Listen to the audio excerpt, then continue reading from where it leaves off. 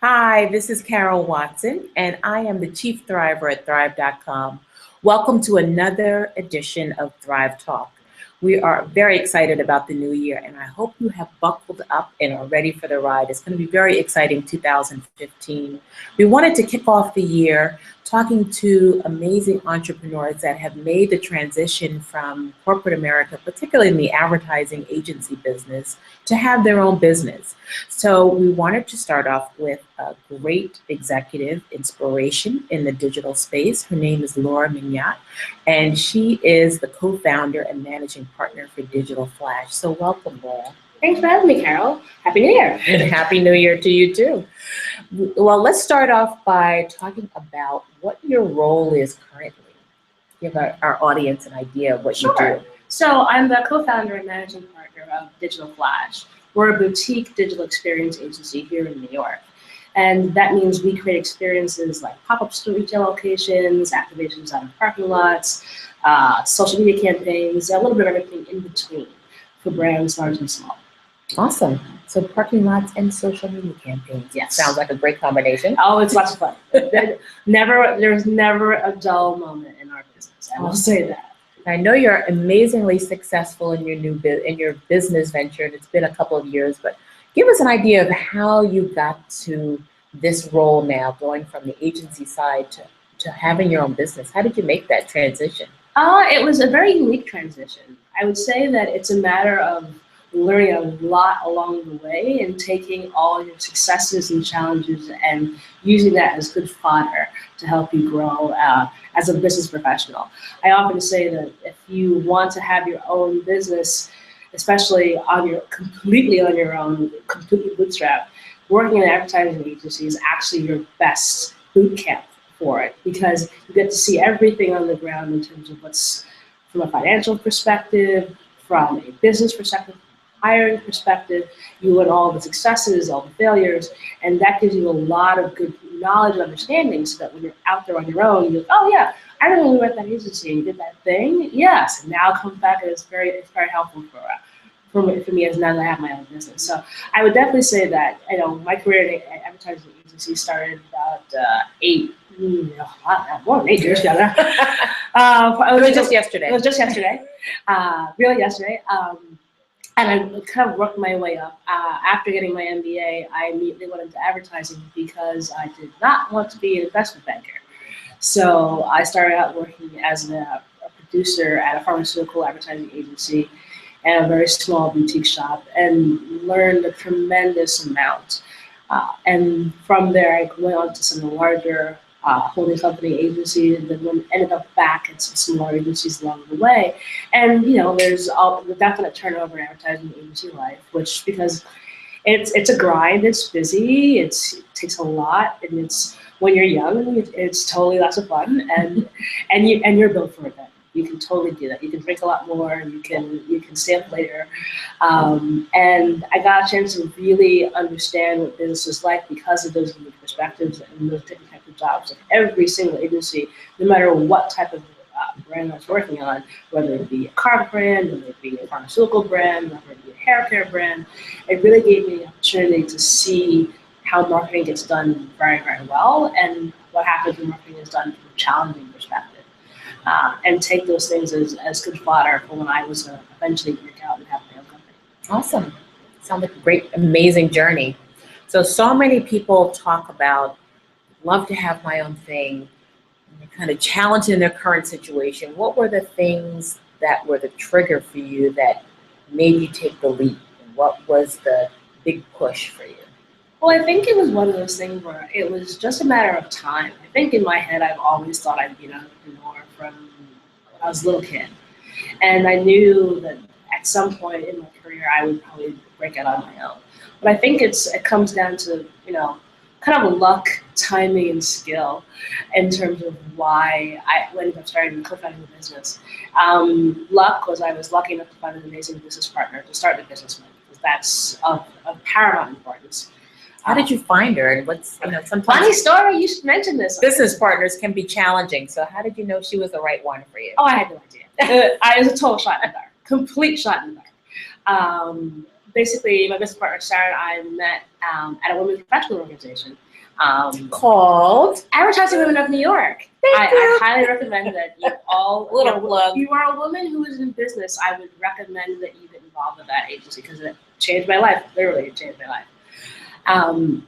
And we were both on a committee. As part of your role in the committee, you co-chair some events. We were selected to be co-chairs for an event back in summer 2009. We got to work with each other, and as a result, we were like, this is fun. New friend, hi. And we started about having some conversation about what would be kind of cool to have for our own events. And cut to a few months later with Starbucks, and we're like, let's just kind of go for it. Let's just start running these small events and kind of see where it takes us.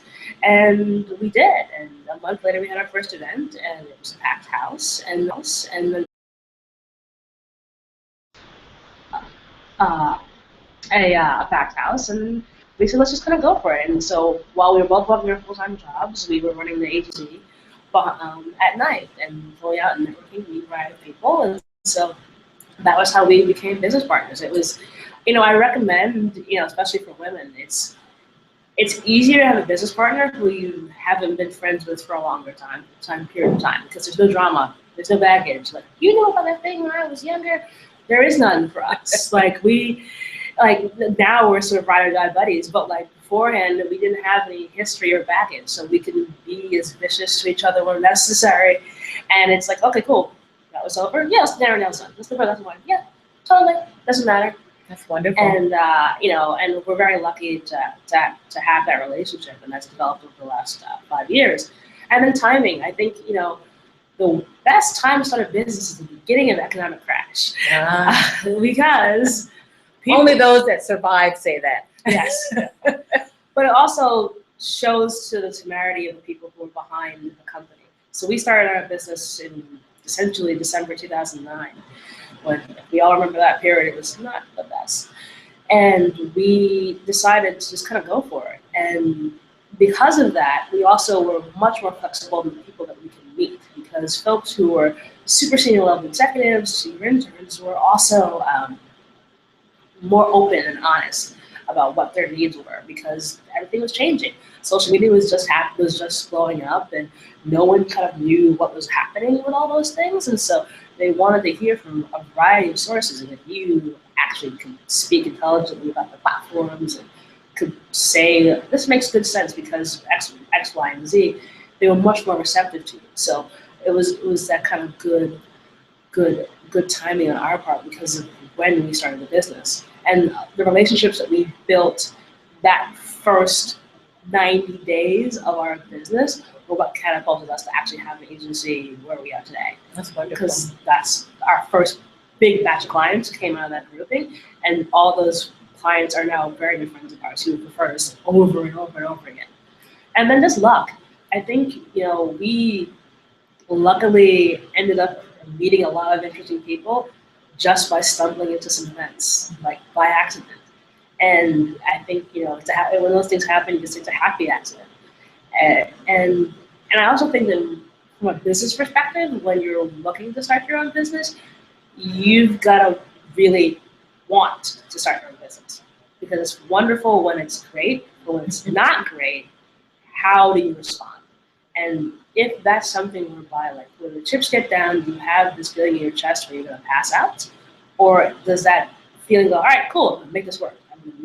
I know I can do this, then you want to be an entrepreneur. But if it literally makes you sleep up at night, oh, I could never do this, do not do it, because it's not for you. And there's no shame in that. I think that's kind of a really important message in helping people thrive, is that oftentimes you're not ready for that kind of responsibility. And there's no shame in saying that. I think if someone said to me when I was 25, you can start your agency, I'd be like, yeah, I'll totally do that. But honestly, no, I couldn't. I just was not ready for that. But, cut to 5 years later, where I was like, I've done this a lot. I can do this cycle over again of having a boss and writing reports and doing expenses and doing proposals, and or I could do it myself or somebody else directly. Mm-hmm. And what would you tell your younger self that was just starting a business? It's been 5 years? Yeah, it's been almost 5 years. Awesome. Congratulations. Thank you. What would I tell my to tell 2009 Laura when we're starting Digital Flash, you're gonna be a lot thinner. Well, that's good. Your hair will be longer. But it's gonna be. If you think it's a roller coaster now, just wait till 5 years later, because you're never. I think 5 years in, we're still like, oh my God, it'll be done, and that's actually a good thing. I think that a really important thing about having your own business is a healthy level of fear, because when you're fearful, you're more strategic, you're more nimble, you're more flexible, and you're more willing to go for and take risks, as opposed to when you're comfortable. Because when you're comfortable, you get lazy. So how do you manage that fear? What's worked for you? Well, I think it's channeling that into what you need to get done. It's very much channeling that. So if it's a financial thing, okay, we need to get a small business loan. Okay, I'm going to figure out how to get a small business loan. I'm going to research, I'm going to look, and I'm going to find, and I'm not going to stop until I figure out how to get a small business loan. Just go ahead and do it. But channeling it in effective ways, and that's not taking out your employees. That's okay. Well, this is really stressful. I'm gonna nanny her. And but honestly, thank God for a mani pedi. But I only have to when I say that, because you need to oftentimes just kind of step away for a little bit, because everything around you can be very challenging and very difficult for you to be like, really, this really happened? Oh my God, this was a horrible thing that just happened. But if you get so hung up on it and kind of you wear enough hats, and it's already heavy on your heart running your own business already, and if something goes wrong, you're like, oh, this is even worse. Sure. So the ability to sort of like, let me just wait, go get a manicure, get a massage, go for a long walk, go out with some friends you haven't seen in a while. Like, taking yourself out of it for a while is really important. And then also turning some of it off. Like, look, I'm an entrepreneur, my company's never really closed, but I try and take my weekends off. Like, I try and go out and not. She has some hot plans tonight, so we gotta wrap this up. So we want to talk a little bit about what's happening. What are you seeing in the industry? What are you seeing in the digital space? What are the brands asking you for? Well, it's interesting. I will say that there's definitely been a shift in the last, let's say, 12 to 18 months. Previously, we would be hired for maybe a one-off project of an experiential activation where it's like, okay, it's South by Southwest, it's CES, it's some sort of conference. We want to do one really cool event. You guys will put your digital mumbo jumbo on it. That's wonderful. I would say now what we're being asked for is, like, if we hire you guys for the entire year to do our entire plan of experiences that have digital footprints built into them, what does that look like? What does that entail? And I think that's a testament to the fact that brands are understanding that as much as social is very, very important, the one-to-one conversation, I meet this person, I experience this brand in person, it resonates with me, I want to share it with my community, I will now Instagram this, or I will now tweet about this, I will now Pinterest this. Where all things are now changing. And because of that, they're looking for people who can actually understand that. So it's not just about throwing a good party, but there are tons of agencies out there doing experiential marketing. They're from a party people, they know how to make a good party. And there are tons of social agencies who can show you the data about how many likes can this convert to. But the convergence of the two is happening very rapidly now within the industry. And for us as our agency, we're seeing a lot more inbound requests for us to sort of marry those two effectively. So not only build an amazing party, but be able to put data behind the social behind it, so that they can actually say, this is the ROI of doing an event that costs $500,000. Mm-hmm. This is the ROI of do a small dinner, but that dinner has influencers that all have hundreds of thousands of dollars each. And what's the difference between the two? And when do I need to do each of those versus doing only one of those, or doing a mix of those? So we're definitely seeing a big shift in that. Awesome. Congratulations. Thank you. Tell us about some of the brands that you work with and any of your favorites. I know you don't have favorites. I don't have any favorite. I love all my clients. Are amazing. I love them all. We work with Samsung. We are going to be working with Kate Spade Saturday, and some other really large brands that I can't talk about right now because I haven't signed anything yet. But we've definitely had a really unique batch of great clients over the last 5 years. And the one thing that we've tried to do as an agency is build a relationship with our clients, so they know they can call, they can text, and give that one-to-one, whether it be me or Sarah. They know they can always kind of count on us and be able for us to sort of be a real member of the team, not just an agency vendor who can check out. Mhm. And I think that's moved us quite well because if you call us, we'll take care of it. Awesome. So there are a lot of agencies that claim to do experiential, that claim to do digital. How did you create your niche? And tell us about where you feel like your niche is in this space. I think we sort of did it organically. It's basically how we built the business. So when we started the company 5 years ago, we did these events where we would get great people in digital to come and talk, and we made the events really affordable, centrally located, and then we just use social media to get people to come. And that would enable people to come to the event and, oh, this is awesome, let me take a picture of all this cool stuff that's happening. We start tweeting about how awesome these events are.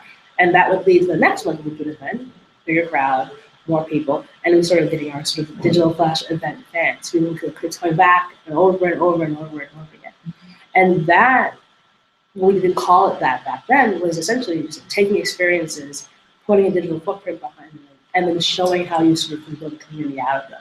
Because we end up building a community of 5,000 people who've come to our events over the last 5 years, pardon me, because we were able to say, if I create an experience that is cool, put behind a little brand that looks interesting and you want to be a part of, and the experience is unique and different, we had open bar Swedish fish, so we always serve Swedish fish. We always have light snacks. We make the networking happen early and often. We make the panelists stay in and stay later.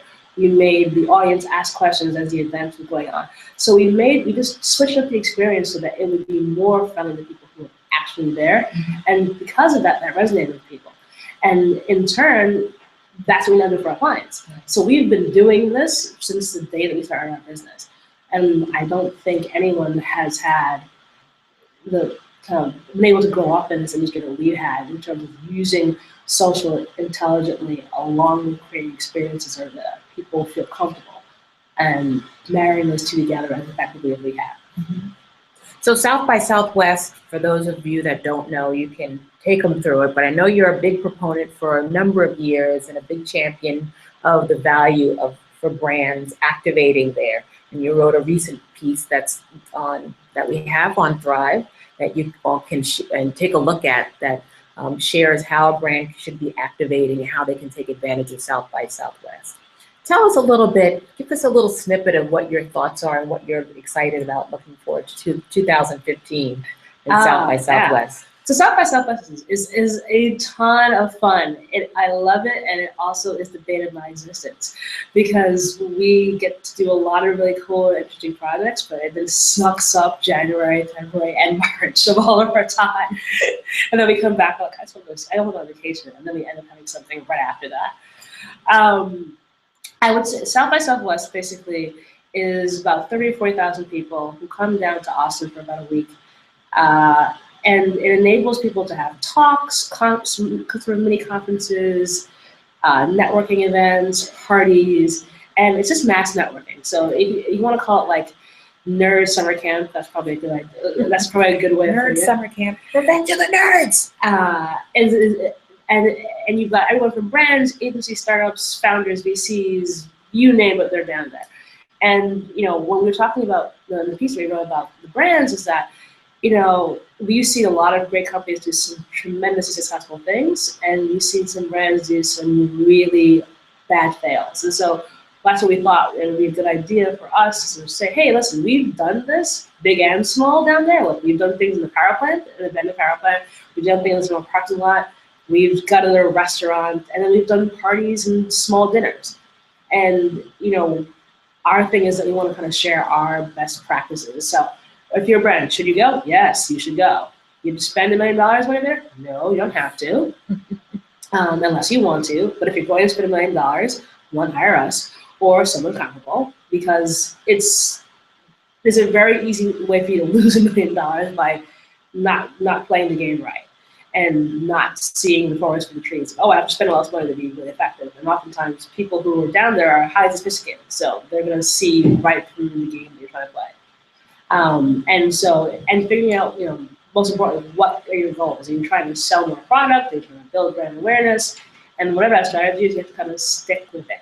no matter what it is. So if it's going to be an influencer dinner, let it be an influencer dinner. If it's going to be a lounge, let it be a lounge. But the lounge better be providing great food and Wi-Fi and have a really good location and have something compelling that makes you want to keep coming back over and over again.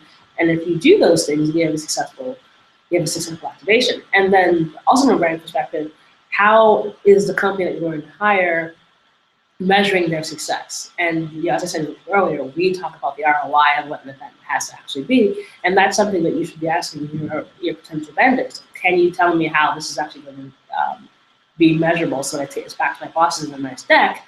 I can say, yes, there were 10,000 people who were in here, but how many million social media impressions were there? Like, what is the thing that I can sort of say, is that meaty thing that I can say, like, yeah, well, if you did a commercial, it would be about 2 million impressions for this spend that we did. So it should be somewhere equating along the same lines of 1.5 to 2 million impressions if I do this activation. And if they can tell you that, no, man, it's gonna be a great party, man, you have to worry about that, just be cool. Yeah, run. The days of just a great party are pretty much over. Yeah, you can measure everything. And then if they tell you that they can't, then they're lying to you. They're just trying to get the money because they see that you're a big brand. Like, oh, I'll figure out a way to host you guys. Like, no, we almost to a fault about these things with our clients. We're like, yeah, that's great, but no one's gonna care. Or that's great, but here's how we can get them to care. Right. And I think that's the most important thing. When looking at South by Southwest, it may not make sense for you to not even be there as an activation, but just be there as someone who's walking around, get a badge, and meet people on the street. The serendipity of South by Southwest is tremendous. So we'll be there. If you're coming, let us know. Laura will be there. I will come. I will take care of you. I will invite you to all parties I have access to. I promise. Don't promise too much. It's okay. It's okay. So I won't be at the door though. So if I can get you invited, but if I can't, you can't get in. There's nothing I can do to help you. Sorry. So to wrap up, we always ask our guests, what is it that you use to thrive? What I use to thrive is sleep. Because it's not something I get enough of. And so I made my resolution for 2015 that I was going to make sure that I counted on sleep a whole lot more, because I think as we go into the 5th year of our business, it's of paramount importance that I actually get a good amount of sleep so that I can thrive even more. And I think that's something that when you're an entrepreneur, you take for granted. I can go all the time, like, and a straight 8. I'm all about a straight 8. Yeah, I'm like, straight 6:45. And I think I'll be happy with a solid 6:45 to 7:15 in terms of the amount of sleep I get. 8's wonderful, but 6:45. So if you have any more questions that we have not covered, please leave them in the chat and Laura will follow up with the responses to that. If you're looking for any resources or anything, she's a great resource for us all. So please connect with us on Thrive. Thank you for joining us. We'll have another Thrive Talk next week with another entrepreneur that's made some great transitions. But thank you, Laura, for joining us. Thank you, Carol. It's been great. Thank you. And thanks for participating in the community. And of course, my regular gratitude to Microsoft for being a sponsor for Thrive. Thank you all. Enjoy the day.